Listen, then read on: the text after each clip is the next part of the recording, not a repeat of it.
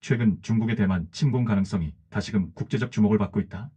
이는 단순한 지정학적 긴장을 넘어 중동 지역에서의 미국 전력 집중으로 인해 인도태평양 지역의 상대적 주의 분산이 발생했고, 중국 입장에서는 보다 과감한 압박 시도를 위한 여지가 형성되고 있기 때문이다. 미국은 최근 중동 지역에서의 긴장 고조에 대응하여 항공모함, 전단과 전략 무기를 배치하는 등 전력을 집중하고 있다.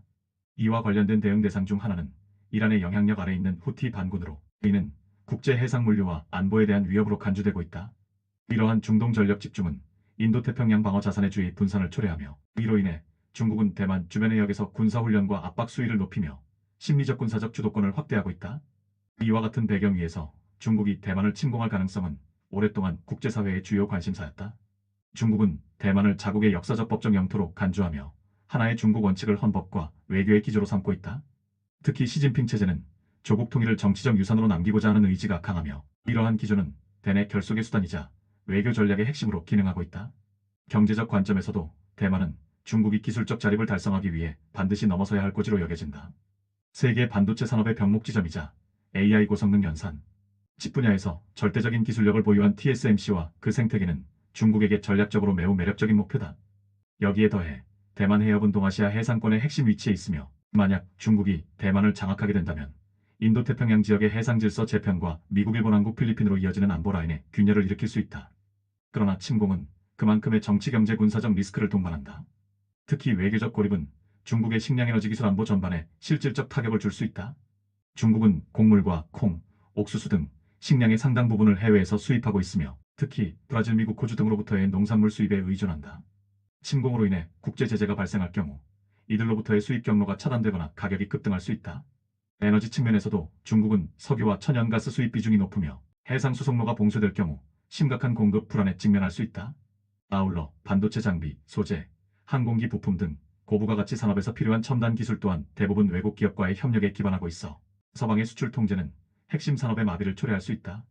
중국 경제는 여전히 글로벌 무역과 외국 자본에 일정 수준 의존하고 있으며, 러시아의 우크라이나 침공 이후 글로벌 제재 사례를 통해 침공 시 발생할 외교적 고립과 경제 붕괴의 가능성은 중국 지도부에 큰 부담으로 작용하고 있다. 또한 TSMC를 비롯한 반도체 시설은 고도의 기술 집약적이고 외부 인력에 의존하는 구조이기 때문에 물리적 점령으로 얻을 수 있는 기술 자산이 오히려 파괴되거나 유출될 가능성도 존재한다. 군사적으로도 대만 침공은 대규모 상륙작전과 해상전력, 사이버 전전자전 등 복합적 전투 역량을 요구하는 고난도 작전이다. 미국은 대만에 대해 명확한 군사 개입을 천명하지는 않았지만 일본, 호주와의 동맹, 인도태평양 전략 내 방어선 유지를 위해 개입할 가능성을 배제할 수 없다. 중국 내부적으로도 부동산 위기, 청년 실업, 인구 고령화 등 구조적 문제로 인해 장기 전시체제 전환의 여력이 부족하다는 점에서 전면전은 불확실성이 크다. 이에 따라 중국은 당장의 물리적 침공보다는 다양한 차원의 비군사적 병합 전략을 더욱 강화하고 있다. 이미 대만 내 고급 인력의 중국 기업 유입, 반도체 하청 공장의 투자 유도, 중국계 자본의 기술 스카우트 등이 진행 중이며, 사이버 전정 보전을 통한 여론 조작, 내부 분열 유도도 병행되고 있다.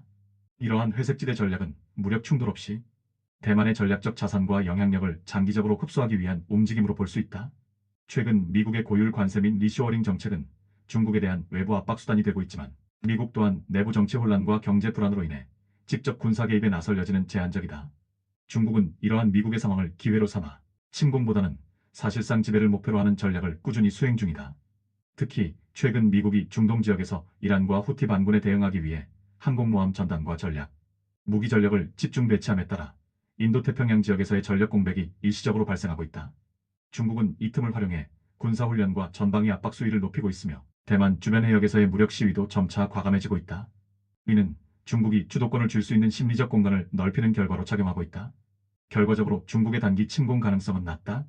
중국은 무력 충돌 자체보다는 전쟁의 공포를 유발하여 대만의 심리적 경제적 피로를 조장하고 있으며, 이를 통해 핵심 기술 인재와 산업 자산을 흡수하고 사실상 영향력을 확대하는 전략을 취하고 있다.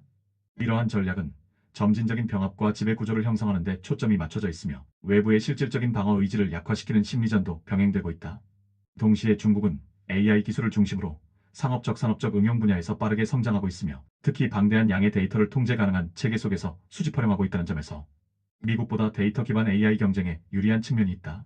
이 방대한 데이터는 AI 알고리즘의 학습 정확도와 실시간 의사결정 능력 향상에 큰 영향을 주며, 이는 곧 군사산업 감시 사회 통제 등 다방면에서 또 다른 형태의 무기로 작용할 수 있다. 중국은 이러한 데이터 주도권을 기반으로 향후 2030년을 전략적 전성기로 보고 있으며 글로벌 기술 질서 내에서 확고한 위치를 확보하려는 움직임을 강화하고 있다. 대만 침공이 가져올 국제적 고립, 경제 붕괴, 군사적 충돌이라는 대가를 감안할 때 중국 입장에서는 굳이 침공이라는 리스크를 감수하기보다는 장기적 흡수 전략이 훨씬 현실적인 해법으로 여겨진다. 따라서 사실상 지배와 통제 구조를 강화하는 방향이 중국의 전략적 핵심이며 물리적 침공은 매우 제한적인 조건에서만 발생할 수 있는 예외적 선택지에 가깝다.